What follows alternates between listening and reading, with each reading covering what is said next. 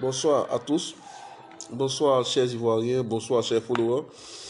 Alors, c'est toujours un plaisir de se retrouver. Voilà pour aborder les sujets d'actualité, pour éveiller les consciences, pour préparer, pour informer, pour donner notre position, pour attirer l'attention des décideurs, pour donner notre part de vérité sur, la vie de la nation, la vie de notre pays. Et pour nous, c'est important. Chers frères et sœurs, partagez au maximum cette vidéo. Envoyez la vidéo à tout le monde. Envoyez la vidéo dans tous les groupes. Faites comme vous avez l'habitude de le faire. Faites passer le message. Sensibilisons ensemble. Ensemble, gagnons la guerre de la vérité sur le mensonge. Gagnons la guerre de la stabilité, de la paix, du développement. Et c'est de ça qu'il s'agit. Soyez salués, chacun d'entre vous, depuis votre position. Recevez mes salutations, recevez, je veux dire, tous mes respects, recevez toute ma considération pour le travail de longue haleine que nous faisons ensemble depuis des années, depuis plusieurs moments. Soyez salués, c'est votre serviteur, Serge Ansel Mézin, Gina Farala pour les intimes. Alors, je prends le plaisir cet après-midi de faire ce Facebook Live avec vous. Avant de poursuivre ce Facebook Live, je tenais à saluer tout le monde. Je tenais à dire merci aux Ivoiriens, merci aux abonnés, merci aux followers, merci à tous ceux qui nous suivent, merci à tous ceux qui sont avec nous, ceux-là qui partagent nos vidéos, ceux-là qui nous donnent des idées, ceux-là qui critiquent, ceux-là qui, par moments, nous donnent des avis contraires, ceux-là qui sont avec nous et ceux qui aussi ne sont pas avec nous. Le plus important, c'est que tous nous sommes Ivoiriens, tous nous sommes les enfants de la Côte d'Ivoire et tous nous sommes dans l'intérêt supérieur de la Côte d'Ivoire et tous nous luttons pour une même cause et tous nous voulons la paix en Côte d'Ivoire parce que ce qui nous lie ici en Côte d'Ivoire, ce qui lie les Ivoiriens, ce qui lie les enfants de la terre, les enfants de la terre des Burni est plus fort que ce qui les divise. Partagez au maximum cette vidéo, envoyez la vidéo à tout le monde, envoyez la vidéo dans tous les groupes, envoyez la vidéo chez tous les followers, organisez des séances vidéo, partagez dans tous les inbox, envoyez la vidéo au Premier ministre, au ministre de la Défense, envoyez la vidéo au président de la République, envoyez la vidéo à l'état-major des armées, envoyez la vidéo au commandant supérieur de la gendarmerie, envoyez la vidéo, voilà, au président de la CEI, envoyez la vidéo aux jeunes Ivoiriens de Yopougon, d'Abobo, d'Adjamé, envoyez la vidéo aux jeunes d'Abangourou, envoyez la vidéo à Soro lui-même, envoyez la vidéo à Soule de Paris, à Mila de Blindé, envoyez la vidéo à tout le monde, c'est de ça qu'il s'agit. Chers followers, chers abonnés, soyez salués, recevez toutes mes salutations, recevez toute ma considération, recevez mon respect, recevez l'amour que j'ai pour chacun d'entre vous et la considération que j'ai aussi même pour ceux qui n'ont pas la même opinion politique que moi, la même vision politique que moi, c'est de ça qu'il s'agit. Soyez salués. Alors, nous ne sommes pas, nous n'avons pas peur. Nous sommes sereins. Nous sommes tranquilles, mais nous voulons simplement mettre à nu une stratégie qui pour eux a été savamment huilée, préparée. Nous voulons simplement mettre à nu devant tout le monde, préparer tout le monde à ce que prépare l'opposition, à la dernière trouvaille de Soro Kibafori Guillaume. C'est-à-dire que, qu'est-ce que Soro a trouvé? C'est-à-dire la dernière stratégie qu'il a trouvée. C'est de ça qu'on va parler cet après-midi. Nous allons donner notre part de vérité. Et nous allons leur dire en même temps on sait déjà là où vous voulez en venir et qu'on vous attend. Et qu'on est serré et qu'on est tranquille. On n'est pas dérangé, on n'est pas mélangé. On est serré, on est tranquille et on vous attend. Alors, avant de poursuivre, je vais, avec votre permission, avec la permission de mes abonnés, avec la permission de mes followers, avec la permission de tous ceux qui me suivent, avec la permission de ceux qui ont l'habitude de partager nos vidéos, de partager dans les groupes, dans les forums, partout. Avec votre permission, je vais moi-même aussi partager la vidéo. Donc, chacun d'entre nous va partager la vidéo dans 10 groupes, envoyer la vidéo à 10 amis, envoyez la vidéo dans 10 inbox, envoyez la vidéo dans les groupes partout. Et on va donner plus de visibilité à la vérité pour permettre à la vérité de prendre le dessus sur le mensonge. Pour permettre à la vérité de prendre le dessus sur tout ce qui se trame dans l'ombre contre la Côte d'Ivoire, contre la paix en Côte d'Ivoire, contre la stabilité en Côte d'Ivoire, contre le bien-être des Ivoiriens, contre le gouvernement ivoirien, contre la légalité en Côte d'Ivoire. Soyez salués, chers frères et sœurs. Donc je vais à mon niveau, moi aussi, partager la vidéo. Déjà, merci à tous ceux qui partagent. Hein. Merci à tous ceux qui partagent. Martine Ouya, Mariam Touré, tous ceux qui partagent. Soyez salués depuis votre position. Continuez de partager au maximum la vidéo. Continuez de donner plus de visibilité à la vérité. C'est important. Voilà, c'est important. C'est vous qui nous faites. Sans vous, on n'est rien. Voilà, sans vous, on n'est rien. Et c'est vous qui nous faites. Partagez au maximum. C'est de ça qu'il s'agit. C'est un maximum de partage pour la vidéo, un maximum de partage pour ce direct, un maximum de partage pour ce Facebook Live. Voilà, on doit donner plus de visibilité. Comme ça, chacun de nous, nous sommes à 110 partages.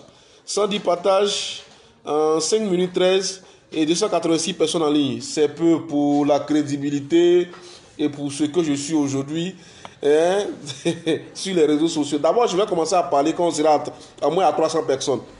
Au moins à 300 personnes. Et voilà, 5 minutes, 278 personnes. Je commence à parler, à casser les papous, à parler de 300 personnes. 300 personnes et puis bon, 160 partages. Quand je suis à 300 personnes en ligne, avec 300 moins partages, nous pouvons déjà aller à l'essentiel. On connaît notre audience, on connaît notre force de frappe, on connaît nos limites, mais on connaît aussi là où on peut arriver. C'est de ça qu'il s'agit. C'est-à-dire je m'adresse à vous à partir du principe, du moment où je pense que j'ai la moitié de mon public. À partir du moment où je pense que j'ai au moins le tiers de ceux qui me suivent, de ceux qui ont l'habitude de suivre mes Facebook Live. C'est de ça qu'il s'agit. Alors soyez salués. Nous sommes à combien de jours? Pratiquement à 2 mois des élections présidentielles ici en Côte d'Ivoire. Aboubakari Balo, sois salué depuis ta position. À 2 mois, principalement, des élections présidentielles ici en Côte d'Ivoire. Et voici une opposition qui s'est organisée dans tout son sens du terme. Une opposition qui a pris ses dispositions sur tous les plans pour empêcher les élections présidentielles ici en Côte d'Ivoire. Parlant de président, c'est-à-dire qu'aller à faire les cartes d'identité, ils étaient absents. Ils ont tout fait pour empêcher à faire les cartes d'identité ici en Côte d'Ivoire. Partagez au maximum, c'est de ça qu'il s'agit. Partagez au maximum la vidéo.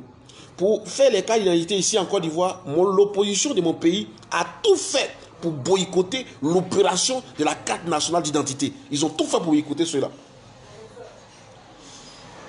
Au fur et à mesure que le processus électoral avançait,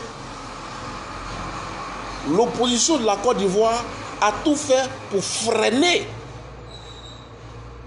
notre grande avancée, notre grande enjambée pour aller vers la démocratie, pour permettre au peuple de Côte d'Ivoire de se décider. Les cartes d'identité qu'il faut établir pour pouvoir s'enrôler, dès que ça a commencé, ils sont allés saccager tout le lieu de l'établissement des cartes d'identité pour empêcher qu'on arrive à ce processus et pour qu'on arrive aux élections. Quand il s'agit de composer la nouvelle CEI que eux-mêmes ils ont demandé, ils se sont opposés à l'organigramme, au nouvel organigramme de la CEI. Ils ont tout fait pour ne pas que la CEI voie le jour. Il y a eu des blocages, il y a eu des stratégies, des petites manigances, des petites magouilles pour empêcher, pour nuire à la naissance de cette nouvelle CEI consensuelle que eux-mêmes ils ont souhaité. Mais on a avancé, la CEI a été installée. Aujourd'hui où je vous parle, le PDCI qui a voulu bloquer qu'on appelle au niveau qu'on appelle du lancement de la CEI, le PDCI est revenu à la table des discussions. Le PDCI a obtenu que l'un de ses membres nommé un vice-président qui doit être installé au sein de la commission centrale de la CEI. Mais là encore, il y a un souci. Là encore, il y a un souci. Parce que pour être installé au sein de la commission centrale de la CEI, il est demandé, parce qu'il est demandé à celui qui a été nommé par le PDCI de venir prêter serment pour qu'officiellement il soit installé au sein de la commission centrale de la CEI pour venir prester serment là. Ils ne sont pas encore prêts à prêter serment. C'est-à-dire, ils tâtonnent, ils donnent les dates, ils tâtonnent. Ils donnent les dates, ils tâtonnent. Ils donnent les dates, ils tâtonnent. Parce qu'en réalité, tout est fait, tout est mis en place, toute la stratégie, toute la marmaille, toutes les réunions qui sont faites dans le sens de provoquer un soulèvement, de se préparer à un coup de force, de se préparer à un coup d'État, de préparer, je sais ce qu'ils appellent pour une transition. Mais rien de leur stratégie, rien de ce qu'ils ont prévu n'était préparé, n'était allé dans le sens d'aller à une élection présidentielle ici en Côte d'Ivoire. Chers frères et sœurs, continuez de partager la vidéo. Il faut que vous passiez la bonne nouvelle aux gens. C'est-à-dire l'essentiel, il faut que les gens soient bien informés. Il faut que les gens aient la bonne information, c'est important. Il faut que les gens aient la bonne information, c'est important. Il faut que les gens, la jeunesse ivoirienne sache, doit savoir réellement, ils ont affaire à qui aujourd'hui. Ils ont affaire à qui aujourd'hui. Quels sont ces aînés-là qui nous conduisent? Quels sont ces aînés-là qui nous dirigent? Quels sont ces aînés-là qui nous orientent? Ces aînés-là dont nous avons notre destin entre les mains, ceux-là qui viennent nous gouverner, ceux-là qui viennent nous gérer. Mais c'est des personnes qui ont déjà géré la Côte d'Ivoire. C'est des personnes à tous les niveaux. C'est des personnes qui sont au sein des partis, qui ont des partis politiques, qui ont déjà géré notre pays, la Côte d'Ivoire, qui ont montré ce qu'ils pouvaient faire, qui ont montré les lacunes, qui ont montré les limites, qui ont montré les incompétences, qui ont montré les incohérences à leur niveau. C'est eux encore qui viennent sous d'autres formes pour dire que c'est eux aujourd'hui qui sont ceux qui peuvent diriger la Côte d'Ivoire. C'est eux aujourd'hui qui peuvent apporter des choses, de l'espoir encore à la jeunesse ivoirienne. C'est eux qui peuvent apporter un renouveau à la jeunesse ivoirienne, à la jeunesse africaine dans son ensemble. C'est eux qui veulent le changement de la Côte d'Ivoire. C'est eux qui veulent apporter la démocratie. C'est eux qui veulent apporter la justice. C'est eux qui veulent... Ils disent tout, sauf parler de développement. Ils disent tout, sauf parler de développement. L'opposition ivoirienne aujourd'hui est comme un enfant qui est malade. Un enfant qui est paresseux. Un enfant qui est paresseux, mais qui ne veut pas aller au champ. Un enfant qui est paresseux, qui ne veut pas aller à l'école. Quand tu lui demandes tu as quoi, il va tout te dire, sauf te dire ce qui est visible. Il ne va jamais te dire j'ai mal au pied parce que tu vas voir la blessure. Il ne va jamais te dire mon œil est blessé parce que tu vas lui demander où sont les traces. Il va toujours te dire j'ai mal à la tête, dedans. Il va toujours te dire j'ai mal au ventre. Intérieur. Il va toujours te dire que mon bas-ventre me fait mal. Intérieur. Des choses qui ne sont pas visibles. Des choses qu'on doit discuter. Des choses que tu ne vois pas. C'est de ça qu'il s'agit. Tu demandes à l'opposition ivoirienne aujourd'hui, il y a quel problème? Il dit non, la Côte d'Ivoire n'est pas en paix. Les Ivoiriens ne sont pas réconciliés. Il y a des prisonniers politiques. Tu dis oui, il y a quel problème? Non. Chez nous ici, là, il y a la guerre qui se prépare. Tu as l'impression même qu'on ne te parle d'une autre Côte d'Ivoire. Tu es en Côte d'Ivoire, on te parle de la Côte d'Ivoire et tu te poses la question, est-ce que c'est des mêmes Côte d'Ivoire là qu'on parle? Et ils sont à tous les niveaux.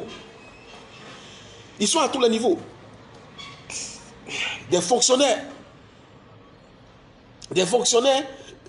dans l'administration qui aujourd'hui sont en train de préparer, selon eux, la crise.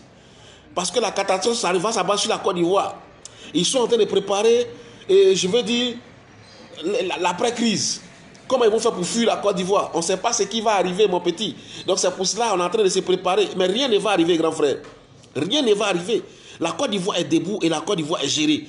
Toute votre stratégie, toute votre marmaille, tout ce que vous avez prévu, on sait où vous allez, on suit vos pas, on suit toute votre stratégie, on connaît ce qui se passe et on est serein et on vous regarde. La jeunesse ivoirienne est sereine. Nous avons confiance au président de la République. Nous avons confiance à son président, au président de la République, nous avons confiance au docteur Alassane Dramane Ouattara. Nous avons confiance au Premier ministre Ahmed Bakayoko.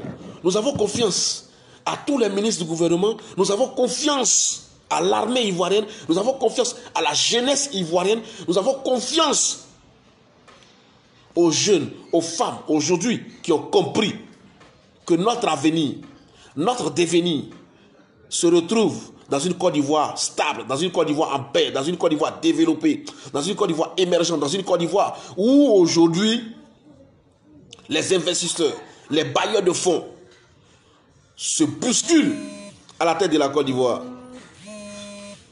C'est de ça qu'il s'agit.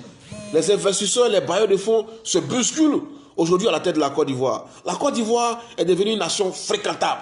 La Côte d'Ivoire est de retour parmi les grandes nations du monde, les nations les plus ouvertes, les nations là où on doit investir. Aujourd'hui, les enfants de la Côte d'Ivoire, hors de la Côte d'Ivoire, cherchent à rentrer au pays, à venir entreprendre, à venir apporter un plus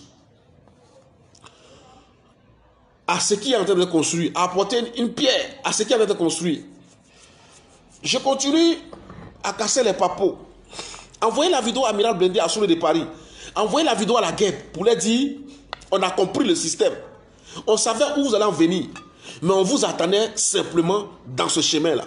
Dans toutes les stratégies que vous passez, dans tous vos manigances, dans tous les pièges que vous tendez aux Ivoiriens pour tomber dans la chérie, pour tomber dans le désordre, pour tomber dans tout ce qui est à ternir l'image de la Côte d'Ivoire, on a une longueur d'avance sur vous. Les Ivoiriens ont une longueur d'avance sur vous. Les Ivoiriens ont une longueur d'avance sur vous. Les Ivoiriens, la jeunesse ivoirienne a compris votre système, a compris votre objectif réel.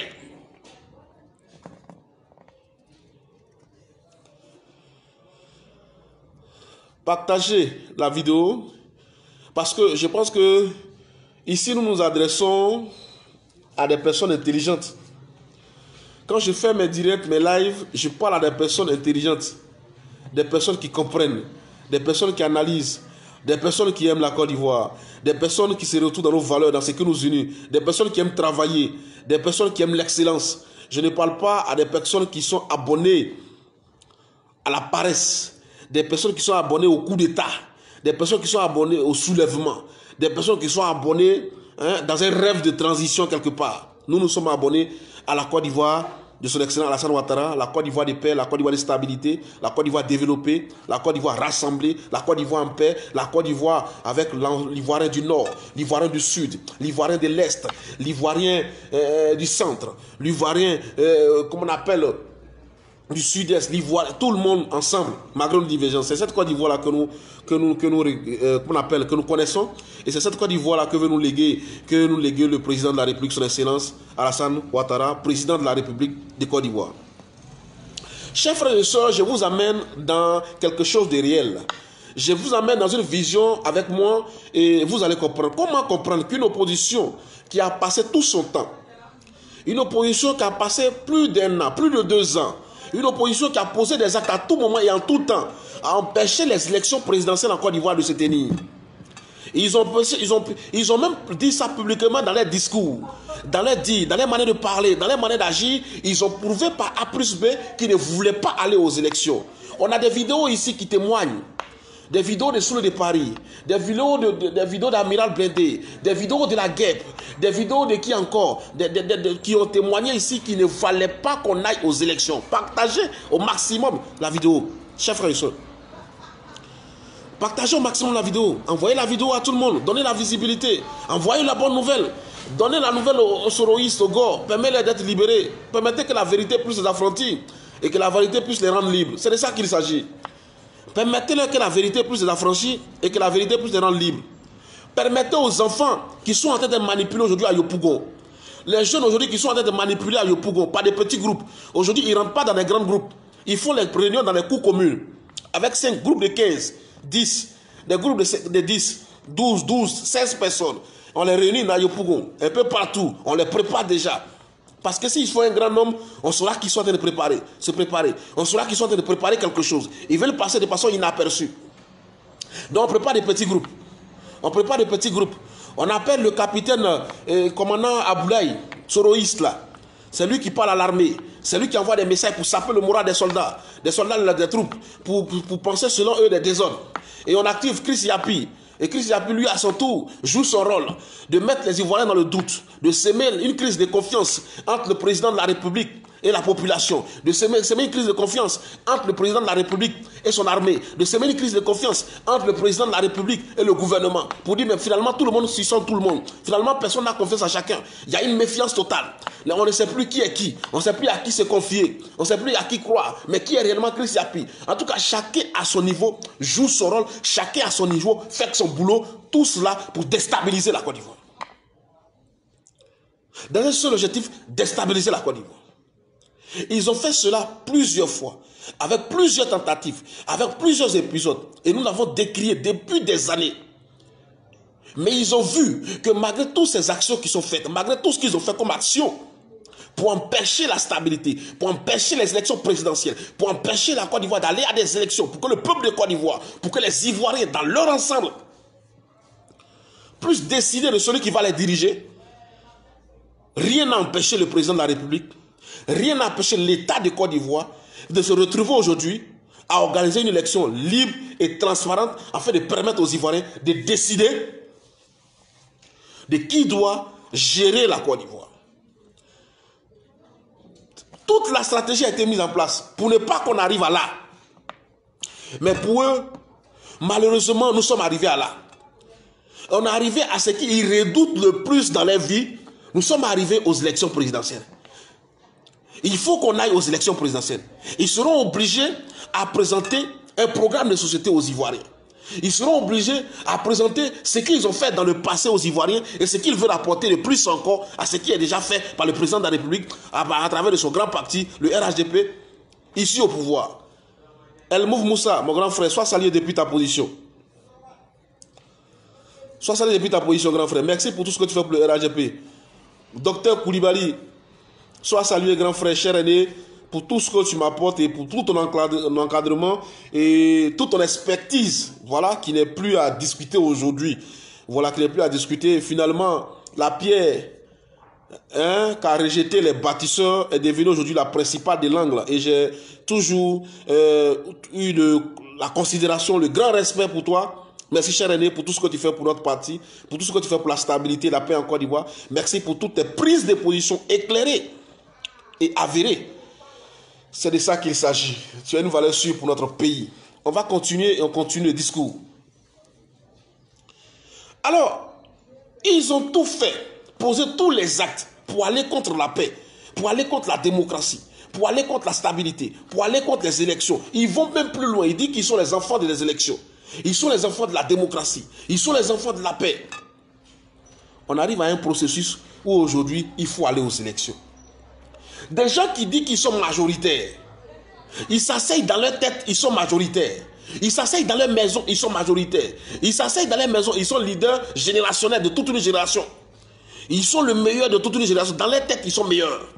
Avec l'argent mal acquis, avec les biens mal acquis, avec la mort des Ivoiriens, des gens qu'ils ont abattus, des gens qu'ils ont tués dans les fourgonnettes un peu partout. Ils disent qu'ils sont leaders d'une génération. Voici une génération, si selon eux, nous, on est là pour célébrer des gens qui n'ont jamais fait, des gens qui n'ont jamais eu d'entreprise en Côte d'Ivoire. Des gens qui n'ont jamais embauché un seul Ivoirien en Côte d'Ivoire. Des gens qui n'ont aucune base, aucune crédibilité, que ce soit à l'intérieur ou à l'extérieur. Aucune base politique.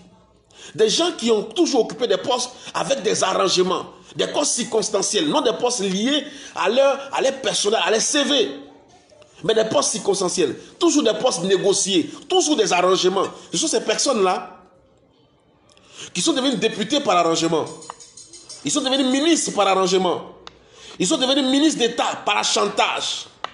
Ils sont devenus premiers ministres par chantage, par arrangement. Ils sont devenus présidents de l'Assemblée nationale par chantage, par arrangement.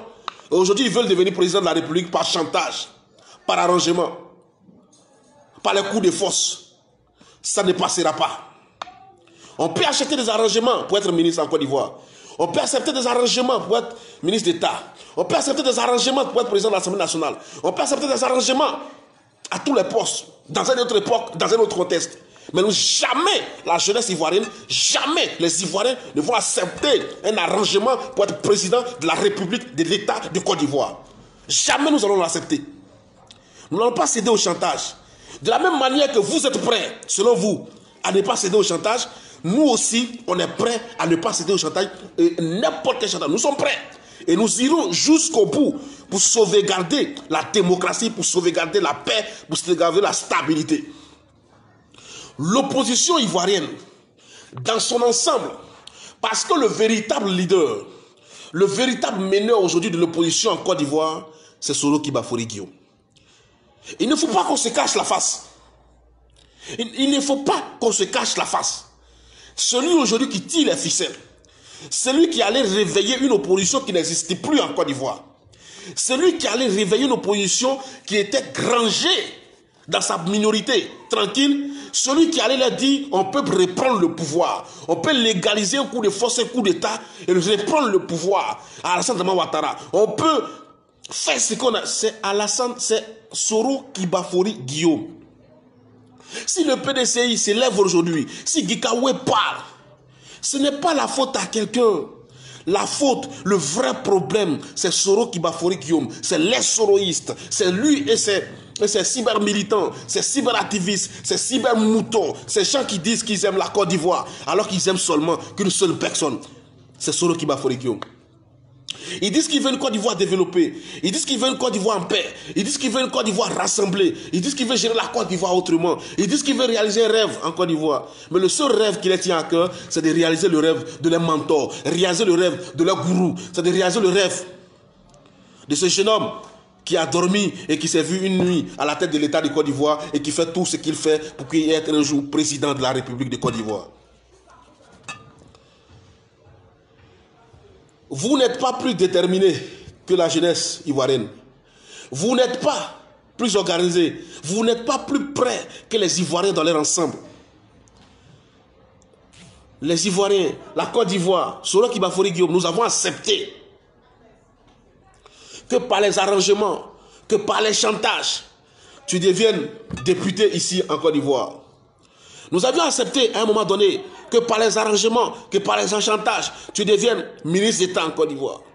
Nous avons accepté que par tes armes, tu diriges 80%, 60% du territoire dans un arrangement orchestré, toi seul, et que tu maîtrises les rouages avec Laurent Gbagbo, et dont vous avez partagé le pays, géré le pays, pillé le pays pendant plus de 8 ans, et vous vous êtes partagé très bien les gains, et vous êtes devenu des multimilliardaires à la tête de la Côte d'Ivoire. Ça, nous avons accepté parce que nous étions obligés, parce que tu avais les armes.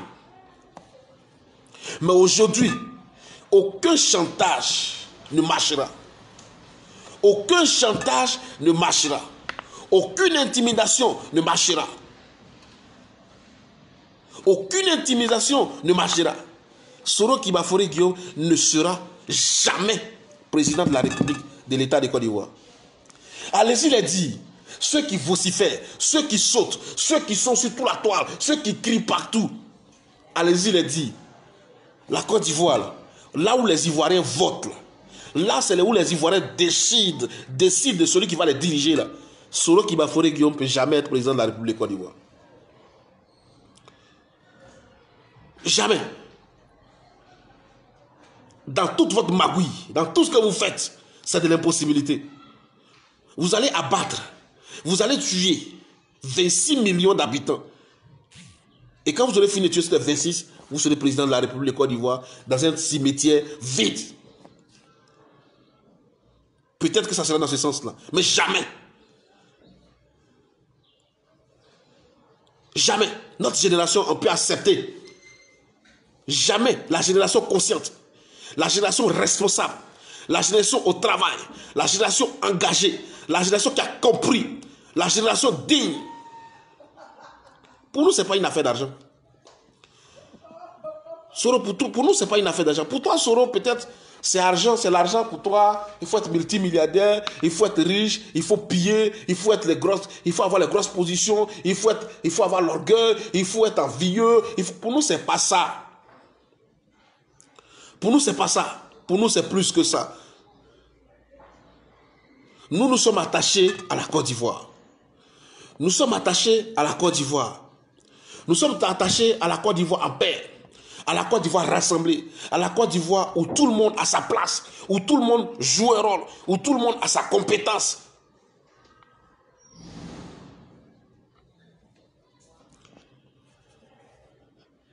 De vous à moi. Quand vous voyez Henri Konan Bédié, c'est quelqu'un pour qui j'ai beaucoup de respect, beaucoup de considération. Il a été président de la République de la Côte d'Ivoire. Ça veut dire qu'il a quand même eu des compétences. Il a quand même, à un moment donné, été choisi maladroitement comme l'homme de la situation.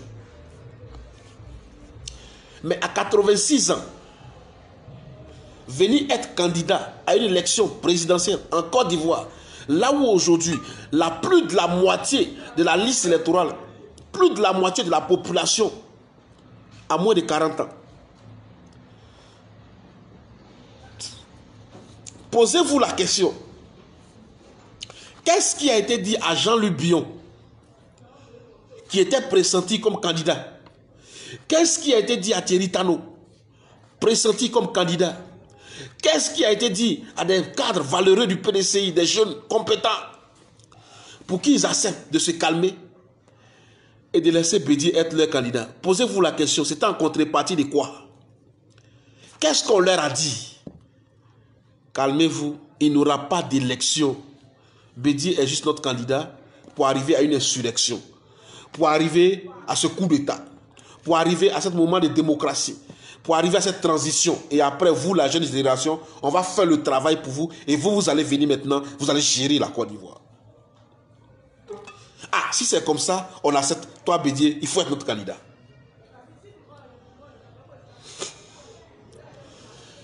Je ne suis pas de la série. Je ne suis pas juriste. Mais ce que je sais, c'est que Laurent Gbagbo a vu son nom être retiré de la liste électorale. Pourquoi son nom a été retiré de la liste électorale? Le président de la commission électorale indépendante a expliqué clairement. Quand tu as été condamné, et ce qui est mauvais, c'est qu'on le dit, c'est pas parce que c'est lié à oui, sois salué doyen de Paris depuis ta position. Merci pour ton soutien. Quand on dit tu as été jugé ou condamné et que tu perds tes droits civiques là, ce n'est pas, la loi là n'est pas été faite pour Laurent Gbagbo. Cette loi là, c'est ce que dit. Cette loi s'applique à tous les Ivoiriens. Peu importe l'Ivoirien que tu es, une fois que tu as été condamné là, tu perds tes droits civiques. Un Ivoirien condamné. Attendez, si Laurent Gbagbo était en Côte d'Ivoire, qu'il a été condamné par la justice ivoirienne à 20 ans d'emprisonnement, et qu'il est en prison, est-ce qu'on pourrait dire que Laurent Gbagbo qui est en prison, je prends un exemple, à la Maka, à Boisseau, à Gagnoa, peut-on encore prétendre que quelqu'un qui est en détention, condamné pour des faits avérés, clairs, pour une histoire que tout le monde sait, est-ce qu'on peut encore rendre cela un débat pour quelqu'un qui est prisonnier de dire qu'il sera candidat à une élection présidentielle? C'est-à-dire, on n'a pas besoin, je ne sais pas, mais est-ce que c'est possible qu'un prisonnier, pendant qu'il est en prison, parce que Laurent Gbagbo est prisonnier, parce qu'il est en prison, comment se fait-il que quelqu'un qui est en prison peut être candidat à une élection présidentielle?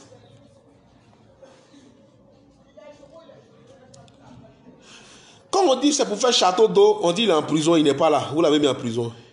Quand c'est pour faire route, il est en prison, il n'est pas là. Quand c'est pour faire mobile, non, il est en prison, il n'est pas là. Si on dit en même temps que Laurent Gbagbo, il y a un funérail, il dit il est en prison, il n'a pas pu assister au funérail de son papa.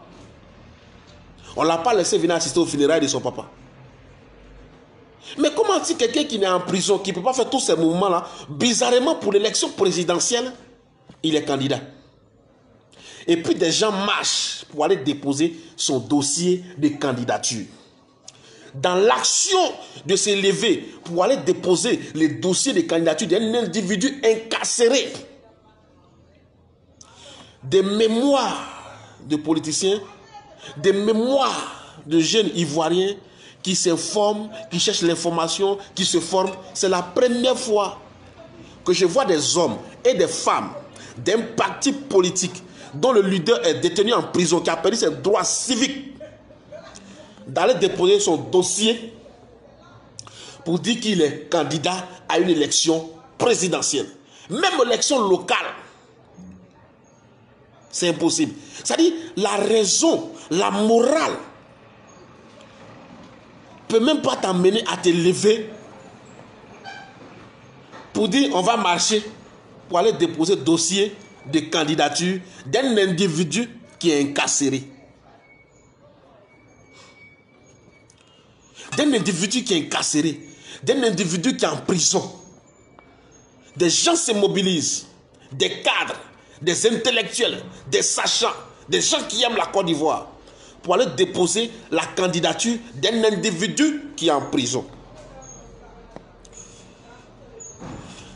Au-delà de ne pas être FPI, au-delà de ne pas être Gore, au-delà de la chance que Dieu me donne de ne pas être Gore, je me pose aussi beaucoup de questions. Je me pose en même temps beaucoup de questions. Dieu me fait la chance de ne pas être Gore. Dieu m'a fait la grâce de ne pas être Gore. Mais je me pose la question, est-ce que la Côte d'Ivoire n'a pas atteint une autre dimension dans l'histoire du monde? Là où nous avons des individus détenus en prison depuis des années, qui sont dans un processus de justice, être candidat à une élection présidentielle.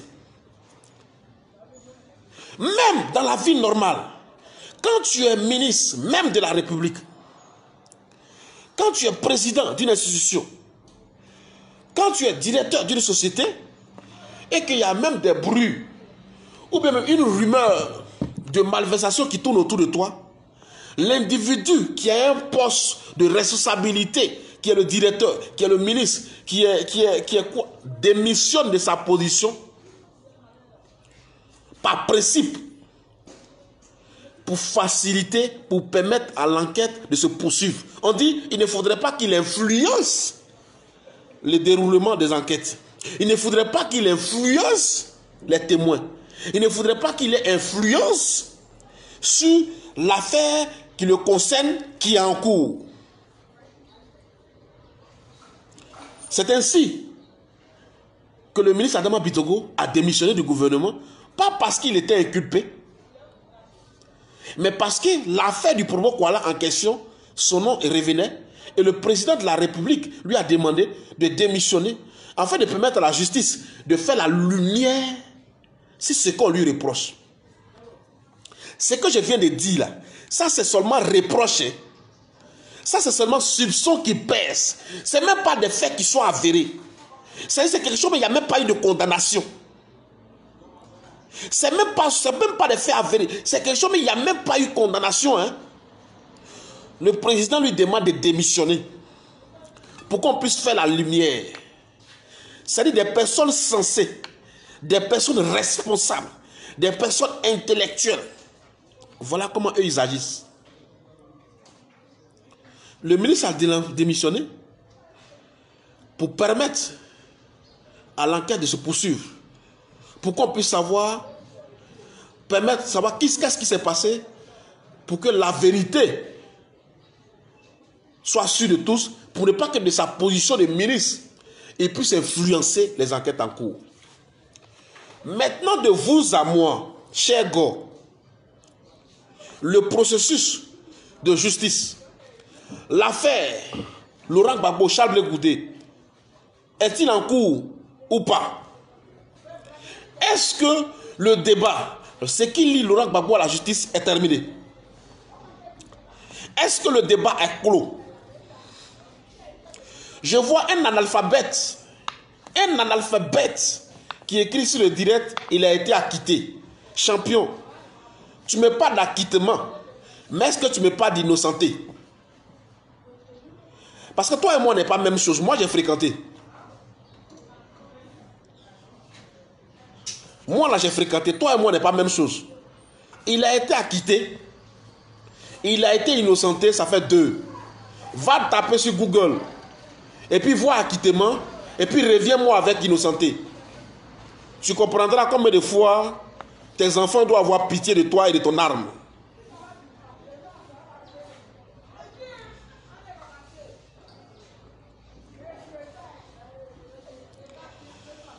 Le juge dit, sur les preuves que vous me présentez là, je ne suis pas arrivé à partir des preuves et des témoins à prouver ce que vous reprochez à Laurent Gbagbo et à Charles Blé Goudé. Par conséquent, moi je la quitte. Mais celui qui le dit, c'est le juge. Ce que le pauvre Gore doit savoir, ce que l'Ivoirien doit savoir, ce que toi tu dois savoir, c'est que dans un processus juridique, dans une affaire de justice, il y a deux entités dont il faut tenir compte. Il y a le juge, il y a le procureur. Le juge, ça peut être le juge des flagrants délits. Ça peut être le juge d'application des peines. Ça peut être le juge comment on appelle, d'instruction. Mais de tous les cas, il y a un juge. Ça peut être le juge des enfants. Ça peut être le juge matrimonial. Au-dessus du juge, il y a ce qu'on appelle le procureur. Il y a ce qu'on appelle le procureur. Et après, il y a le président du tribunal.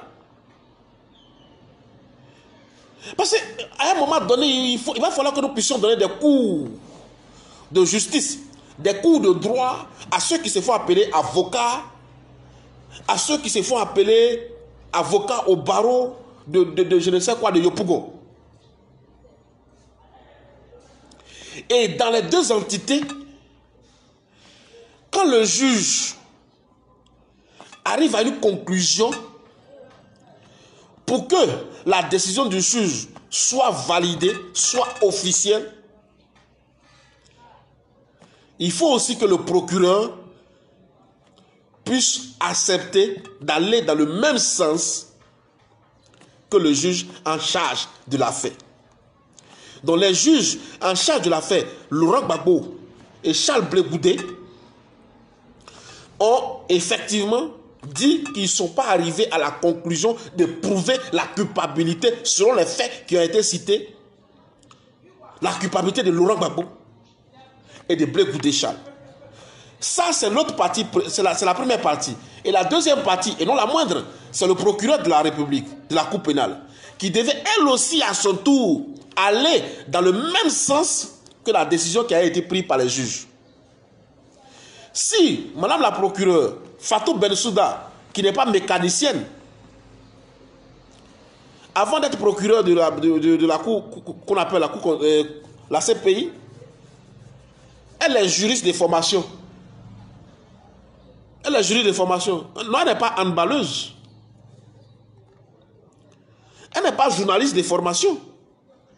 Elle est juriste de formation. C'est pas de ses compétences, de par sa formation là. C'est ça qui a nécessité qu'elle est devenue juge, procureur aujourd'hui de la Cour pénale internationale. Donc, pour une affaire de justice, laissez-moi quand même donner ce cours de droit là de 5 minutes au pauvre Gore, le petit Gore qui ne sait rien, qui prend le dossier de Laurent Gbagbo, qui va aller déposer là, qui fait le dépôt de dossier. C'est-à-dire on fait le dépôt de dossier. On s'en va déposer le dossier. On danse, on s'en va déposer le dossier. On danse. Ça, c'est dépôt de dossier. Quand le procureur, dans un cas, le juge en charge de l'affaire et le procureur ne vont pas dans le même sens, intervient ce qu'on appelle un appel. Donc on repart maintenant à un procès en appel. Chantou, les gens viennent. C'est pourquoi je m'étale de bien expliquer. Donc c'est ce qui s'est passé. Mais comment se fait-il que dans un pays, pour la première fois au monde, quelqu'un qui est mêlé à une affaire de justice, dont l'affaire n'a pas encore été élucidée, tout n'est pas encore clair, on dit en même temps qu'il doit être candidat à une élection présidentielle en Côte d'Ivoire. La justice dit non. Pourquoi la justice dit non? Les faits sont encore en cours. L'enquête est encore en cours. Et si on le laisse être candidat, qu'il devient président de la République, ce qui est possible. Mais il va s'arranger, sachant qu'il est coupable, à étouffer l'affaire et à empêcher la vérité d'éclater, la vérité de triompher, empêcher que si vraiment il était en tort, que justice soit faite. Voilà pourquoi il ne peut pas être candidat pour être président de la République, parce qu'il y a une affaire de justice encore en cours. C'est simple. C'est le même cas pour Soro Kibafori Guillaume. C'est le même cas pour le Soro Kibafori Guillaume. On ne peut pas en même temps être condamné. On ne peut pas encore avoir des affaires de justice en cours. Et puis en même temps, on dit on veut être candidat pour camoufler, pour cacher, pour empêcher la vérité de triompher. Attends simplement que l'affaire qu'on te reproche là aille à son terme pour qu'on prouve que tu es innocent ou pas avant que tu sois candidat à quoi que ce soit. Pourquoi les gens sont pressés? Pourquoi les gens sont pressés pour prendre le statut de candidat pour cacher ce qu'ils ont préparé depuis des années?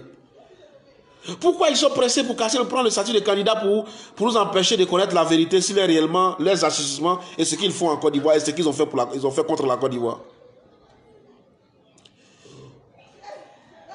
Mais en réalité, la vraie stratégie, la vraie raison du dépôt de la candidature de Soro Kibafori Guillaume, la vraie raison du dépôt de la candidature de Laurent Gbagbo, sachant très bien que la candidature sera rejetée,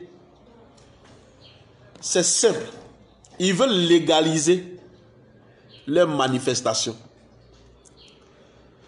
Ils veulent légaliser les manifestations. Ils veulent fusionner leurs forces. Mais selon eux, aux yeux de la communauté nationale comme la communauté internationale, ils veulent que cela ait un sens. Ils veulent que cela ait un semblant de légalité dans tout ce qu'ils vont entreprendre très bientôt. Est-ce que vous comprenez? Ils vont rentrer dans les rues juste quand le Conseil constitutionnel va dire que la candidature de Laurent Gbagbo est irrécevable. On ne reçoit pas. Quand on va dire la candidature de Soro Kibafori Guillaume, on ne reçoit pas. Ça fait déjà que Soro va se retrouver voilà, dans le même cas que Laurent Gbagbo. Et ce qu'il cherche dans la stratégie de Soro, Soro sait qu'il a les armes. Soro sait qu'il a les djihadistes.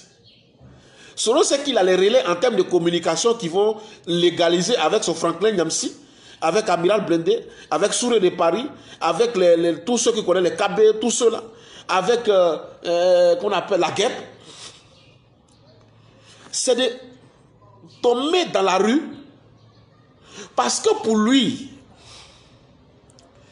il s'est dit, ceux qui mobilisent, ceux qui ont une base électorale, ceux que les Ivoiriens peuvent suivre là, c'est le PFPI de Laurent Gbagbo qui a encore une base à Yopougon, qui a encore des jeunes, qui a encore des femmes qui seront là, qui ne vont pas comprendre le rejet de la candidature de Laurent Gbagbo, qui ne savent pas la vérité. À ces personnes-là, ils s'ajoutent. C'est pour... C'est-à-dire, on va refuser officiellement la semaine prochaine la candidature. Ça sera rejeté. Et comme l'ennemi de mon ennemi, c'est mon ennemi, il va se retrouver dans une fusion spontanée, occasionnelle, avec les gars, pour dire on a rejeté la candidature de Soro, on a rejeté la candidature de Laurent Gbagbo, et nous nous retrouvons ensemble dans les rues. Nous ne voulons plus d'élections. Tant qu'on n'accepte pas la candidature de Laurent Gbagbo, tant qu'on n'accepte pas la candidature de Soro, nous ne voulons plus d'élections. Nous allons tout faire, il n'y aura pas d'élection en Côte d'Ivoire. Parce que si notre leader n'est pas candidat, si Laurent Gbagbo n'est pas candidat, il n'y aura pas d'élection en Côte d'Ivoire. Et dans cette stratégie, et dans ce moment précis-là, Henri Konan Bédié et le PDCI aussi va rentrer en action. Henri Konan Bédié, envoyez ma vidéo à tout le monde. Hein. Envoyez ça aux décideurs, envoyez ça au président de la République, envoyez ça au ministre de la Défense, envoyez ça au Premier ministre, envoyez ça à la jeunesse qui se fait manipuler. Regardez bien le schéma. Le FPI tombe dans les rues de Laurent Gbagbo. Un petit groupe, ils vont tomber dans les rues. Ils vont continuer. Maintenant, ils vont essayer de légaliser toutes les attitudes. Ils vont essayer de légaliser tout ce qu'ils font, tout ce qu'ils entreprennent. Les actes de sabotage, de vandalisme. Tout ce qui brûle là. Barrer les routes. Ça va reprendre. Maintenant, quand tu vas les demander, On a barré les routes. On brûle les pneus. On saccage. On casse. Parce qu'on refuse que Laurent Gbagbo soit candidat à l'élection présidentielle ici en Côte d'Ivoire. Sachant eux-mêmes très bien que l'homme a mal en partie avec la justice. Sachant que l'homme est encore détenu. Sachant que très bien l'homme n'a pas tous ses droits. Et que civiquement parlant, il n'est même pas sur la liste électorale. Mais ça devient un prétexte. Et pour mes parents qui sont dans les forêts, à Akoupe, à Zopé, à Lépé, Bonaouin, à Beauville, à Gagnoua, on dit, comme ils ont refusé la candidature de Laurent Gbagbo, là, sortez dans les rues. On est dans les rues. À Ferke, parce que c'est à Ferke seulement Soro est connu. En Côte d'Ivoire, là, c'est à Ferke seulement Soro est connu. Dans son petit village. Notre fils Soro a voulu être candidat. Alassane Ouattara a refusé. Sortez dans les rues. Henri Konan Bédié va rentrer en action avec le PDCI. Dans ce contexte actuel de la chose, où il y a un chaos total, où les gens sont dans la rue et ils sont matés. Les gens sont dans la rue et ils sont matés. Parce que dans la stratégie qui va se faire juste après la proclamation du Conseil constitutionnel, là, Soro Kibafori Guillaume lui-même a déjà ses infiltrés, 2 ou 3, 4, 5 personnes, qui vont eux-mêmes tirer sur les propres manifestants, entre eux, Gore et Soroistes. Et on va envoyer une image pour dire on est en train de tirer sur les marcheurs, on a tiré sur les femmes, Ouattara est en train de tuer les Ivoiriens. Et dans ce processus, j'espère quoi? Selon eux, s'il y a un chaos. Et quand il y a un chaos, il ne faudrait pas qu'on aille aux élections. Quand il y a un chaos, ils vont appeler les Ivoiriens à ne pas aller aux élections. Et dans ce schéma-là, Henri Konan Bédié sera le premier. Avec son statut d'ancien chef d'État, avec son statut de président du PDCI qu'on connaît, a dit que lui se retire et que lui n'est plus candidat. Que lui n'est plus candidat à l'élection présidentielle. Parce que dans ce contexte-là, on ne peut pas aller aux élections. Les mabris, tous ceux-là vont rentrer en jeu. Tous les candidatures spontanées, tous ceux-là vont rentrer en jeu. Rien que pour créer le désordre. Rien que pour créer la chialie. Allez leur dire, on est au courant. D'abord même dans cette stratégie, ce matin, ils avaient déjà prévu quelque chose. Ils ont pensé que nous, au PDCI, ils ont pensé que nous, le RHGP, les jeunes du RHGP, nous, militants du RHGP, ils ont pensé qu'on allait sortir aujourd'hui pour empêcher qu'ils aillent déposer la candidature. Ça dit pour eux là. Ils ont pensé qu'on allait sortir pour empêcher ça. On n'est pas sortis, on les a laissés, ils sont allés déposer. C'est pour se mettre dans la peau des victimes. Victimes de la barbarie. Victimes de quoi encore? De la dictature de Ouattara. Victime, Ouattara a refusé. Ouattara a refusé qu'on soit candidat. Sortez dans les rues. Je vous prépare déjà à ça. Hein. Préparez-vous à attendre ces messages-là. À voir ces vidéos de personnes qui seront en transe. Des gens qui seront en transe. Ils seront dans tous les États. Ils seront dans tous les États.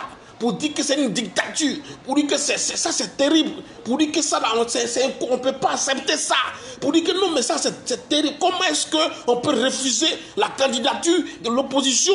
Comment est-ce que, ainsi de suite. Pour créer le buzz.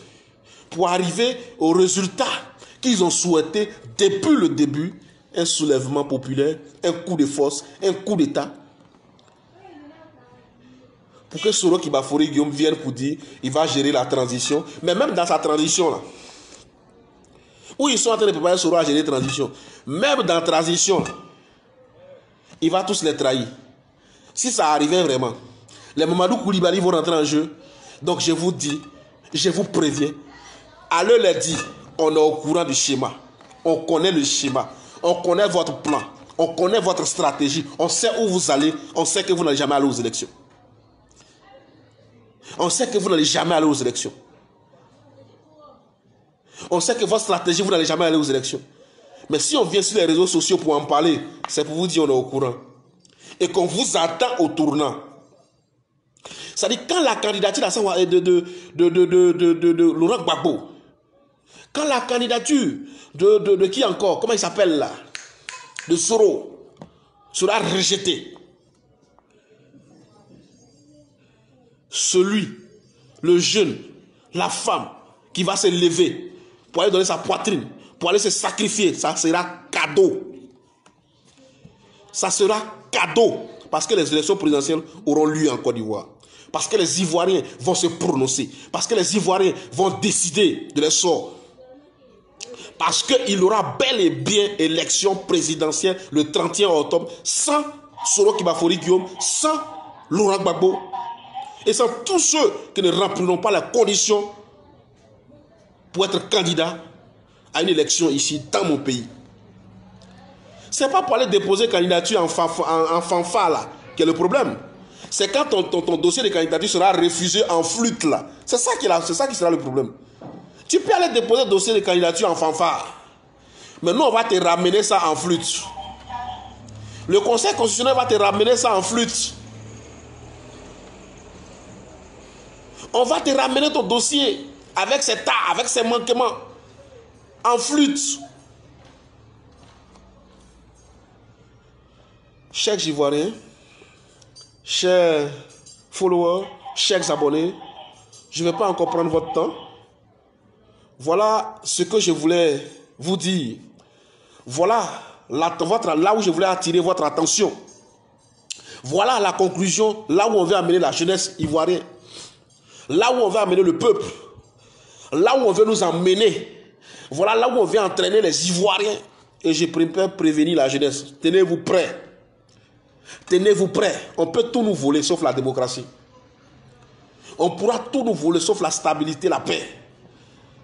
On pourra tout nous voler, sauf nos acquis. Et nos acquis, là, nous allons les préserver. Peu importe ce que ça va nous coûter. Et chacun de nous, chaque jeune va assumer sa responsabilité devant l'histoire.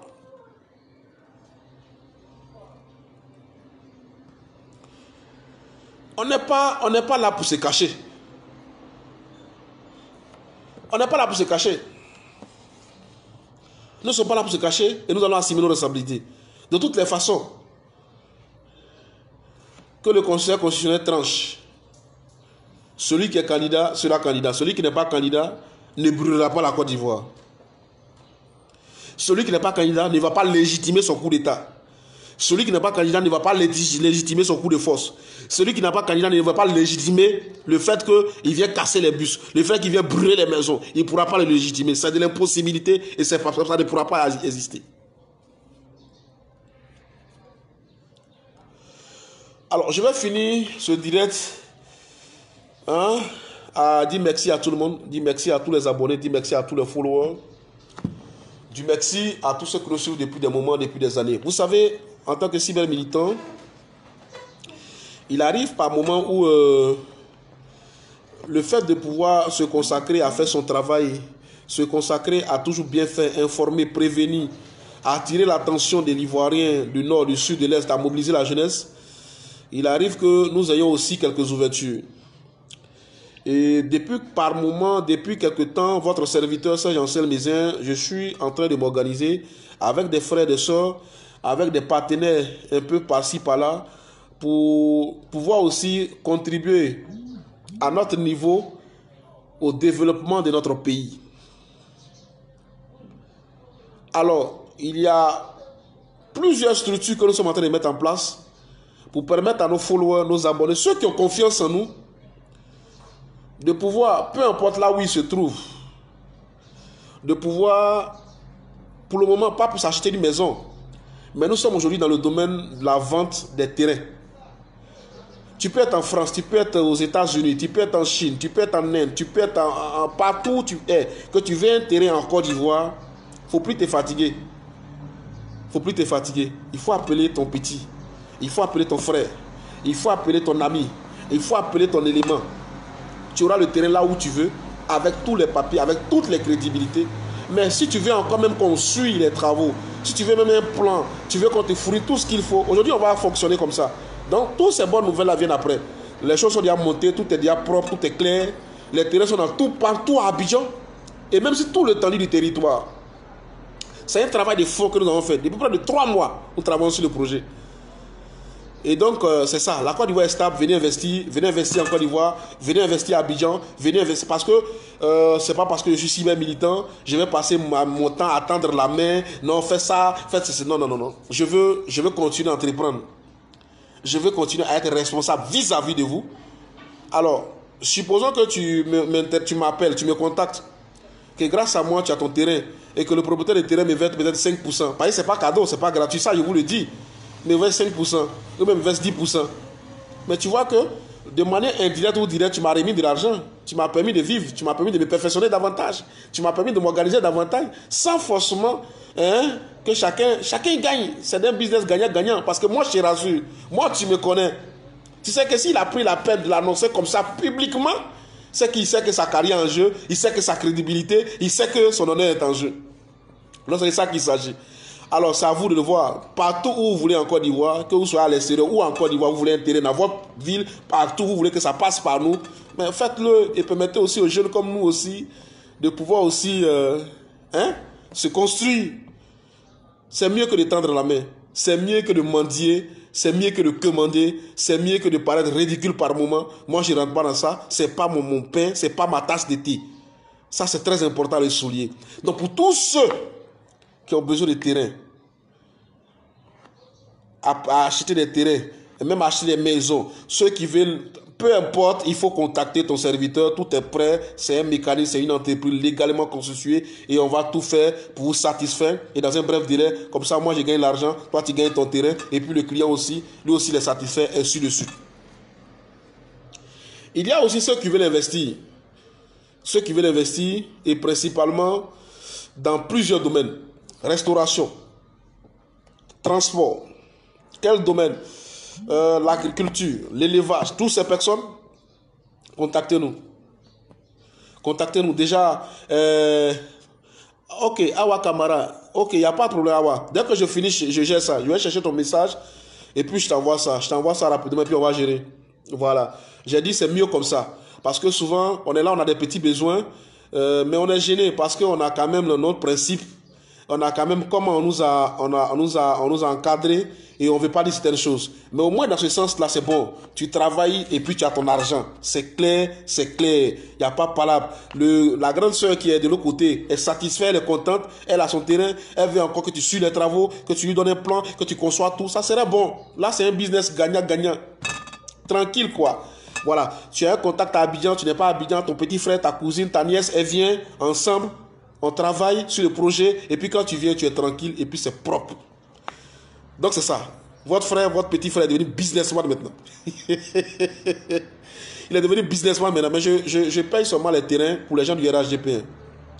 Ceux qui soutiennent le président de la République sur le Sénat Alassane Ouattara. Si un gars m'appelle, je ne peux pas prendre son argent. Je ne prends pas l'argent des gars, je ne prends pas l'argent des sourouistes. Il y va, il faut laisser. Si tu es avec le président de la République, tu soutiens sa politique, il faut m'envoyer l'argent. Il faut me mettre en contact avec ton frère, ta soeur, on va organiser tout ça. Et puis on va lancer le terrain là. J'ai dit, peu importe là où tu veux le terrain en Côte d'Ivoire. Peu importe. Moi je me charge de te trouver le terrain. Avec tous les papiers. Avec tout mon honneur. Avec tout ce que je sais là. Je vais trouver le terrain propre. Et je te remets les papiers. Quand on a fini propre, tu donnes ma part. Mes 5%, voire mes 10%. Voilà, on va déjà discuter à la base déjà comment on va fonctionner. Dès que tu m'appelles. C'est très important. Maintenant, tu veux investir, par exemple, il peut arriver que cette personne veut investir dans les taxis. Genre, tu veux te lancer dans le transport, tu veux te lancer dans la restauration. Il y a aussi des domaines qui marchent très fort aujourd'hui en Côte d'Ivoire. C'est le domaine de la livraison. Aujourd'hui, l'Ivoirien ne veut même plus se déplacer. Ils veulent tout à domicile. Tu es capable aussi d'investir dans 5-6 motos qui vont faire des livraisons dans Abidjan, qui vont te ramener de l'argent par semaine. Il faut nous contacter. Nous, on a les idées, mais on n'a pas les moyens. On a les idées, on n'a pas les moyens. Mais aussi, on ne veut pas aussi prendre votre argent sans rien faire. On veut que ce soit travaillé. On veut tout faire pour que ce qu'on gagne là, ce soit le fruit de notre sueur. Pas pour dire non, envoie-moi 100 000 parce que je prêche pour les RADP, parce que je défends le pouvoir, parce que je suis là. Oh, depuis là, on ne me donne rien. Depuis là, on ne fait rien pour moi. Depuis là, et puis on commence à pleurnicher, on commence à devenir autre chose. Non, non, non. Nos frères qui ont là-bas ont besoin d'être rassurés, ont besoin de gens crédibles, ont besoin de gens qui rassurent, des gens qui ont des idées. Alors, ça a commencé, hein? C'est un long processus. Et à chaque fois, je vais déjà vous donner les détails et puis on va avancer dessus. N'ayez pas peur d'investir en Côte d'Ivoire. Il n'y a rien et il n'y aura rien.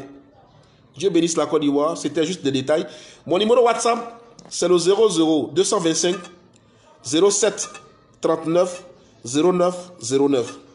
00 225 07 39 09 09.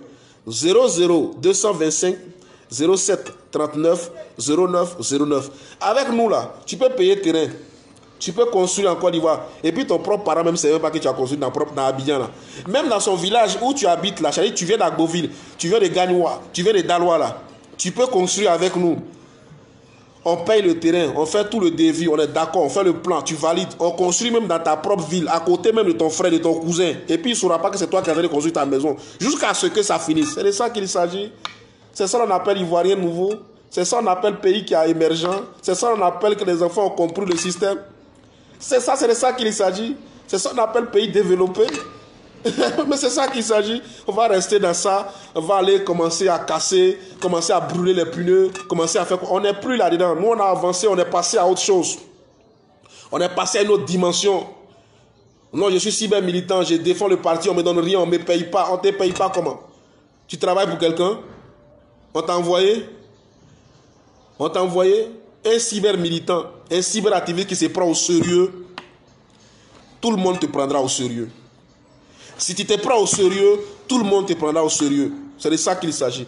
Dieu bénisse la Côte d'Ivoire, Dieu bénisse les Ivoiriens, Dieu bénisse le président de la République, et puis on est ensemble. Votre cyber-militaire est devenu businessman maintenant. Maintenant, il fait business. Je vous aime.